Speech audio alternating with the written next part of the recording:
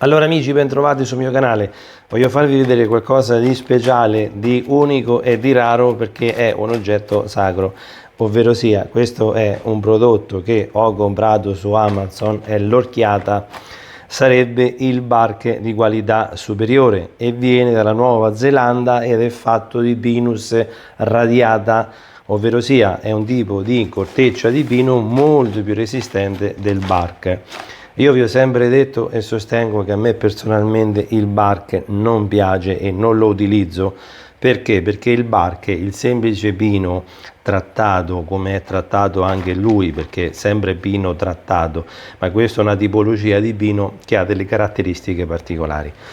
Il bark, quando lo utilizzate all'inizio, non si bagna, quindi voi avete un prodotto che non riuscite a dare l'acqua perché la manda via.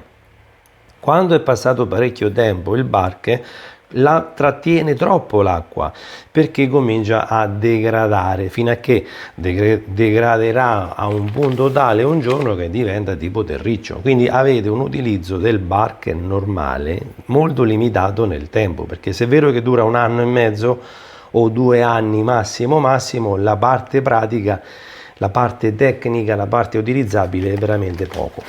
Guardate, una cosa carinissima, bellissima, questo è di una pezzatura molto piccola come voi vedete, la pezzatura è 6-9 mm, è scritto anche qui, prodotto da Nuova Zelanda, dal Pinus radiata bark. La caratteristica di questa tipologia di pino è che dura tantissimo, questo dicono chi lo utilizza che dura anche 6-7 anni e non degrada, ovvero sia se degraderà molto lentamente, ma lo propongono anche come 8-10 anni, ma partiamo coi piedi di piombo, diciamo che 6-7 anni ve li fa.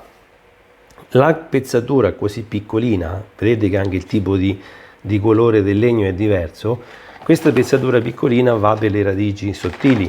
Allora, quando voi lo trovate, se lo trovate, perché attualmente è irreperibile, quindi non ce l'ha né Evoplant né su Amazon, non si trova. Se lo trovate, beati voi, prendetelo, tenetelo da parte. Questo lo custodisco gelosamente da parte, giusto per farvi vedere.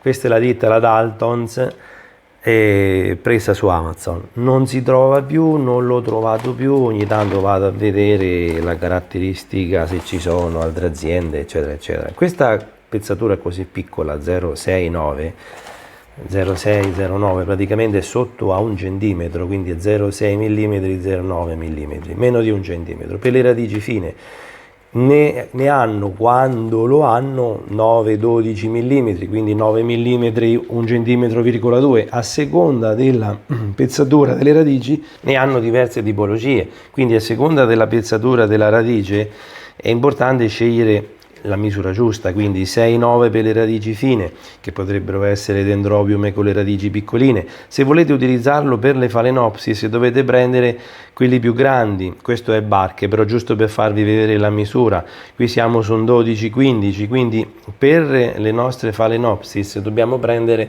prodotti molto più grandi, qui cominciamo a essere un 19-22, ovvero sia fanno tutte le varie pezzature possibili, immaginabili. Questo però è barche, questo via è solo a scopo dimostrativo, io non lo utilizzo, ma vedete come è fatta a strati, praticamente sono le scaglie esterne del pino che vengono trattate, ma questo a farlo sfaldare ci vuole 0 secondi. Va bene, utilizzatelo se lo trovate, questo lo potete mettere veramente in tutti i modi possibili e immaginabili. Se volete farlo durare tantissimo, guardate quanto è piccolino all'interno. Se volete farlo durare tantissimo potete mescolarlo con degli inerti. Allora mi troverete sempre non favorevole all'utilizzo del bark, proprio perché ecco, questo è bark vecchio, comincia a rimanere sempre bagnato, rimarrà sempre bagnato fino a che diventerà terriccio. Quest'altro dura molto ma molto di più.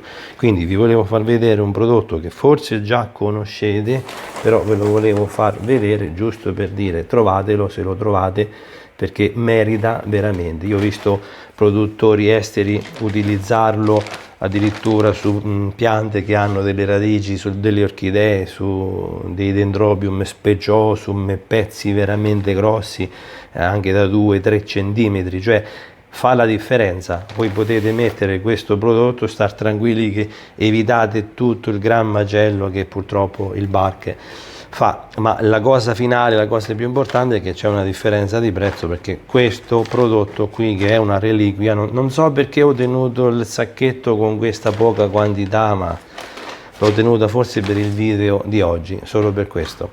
Bene, se lo trovate, cercatelo, perché merita veramente tanto. Tutti i più grandi produttori esteri, tutti i canali che ho visto, dalla Corea, dall'Inghilterra, dall'Australia, produttori che utilizzano tantissimo questo materiale qua, e quindi se lo utilizzano loro, credetemi che fa la differenza. Questo qui, se lo trovate, vedete voi. Io ho fatto la scelta di non utilizzarlo perché mi ha creato casini anche sui Cymbidium, quindi rimane lì. Ma evidentemente mi crea casini perché nell'ambiente domestico mio non è adatto.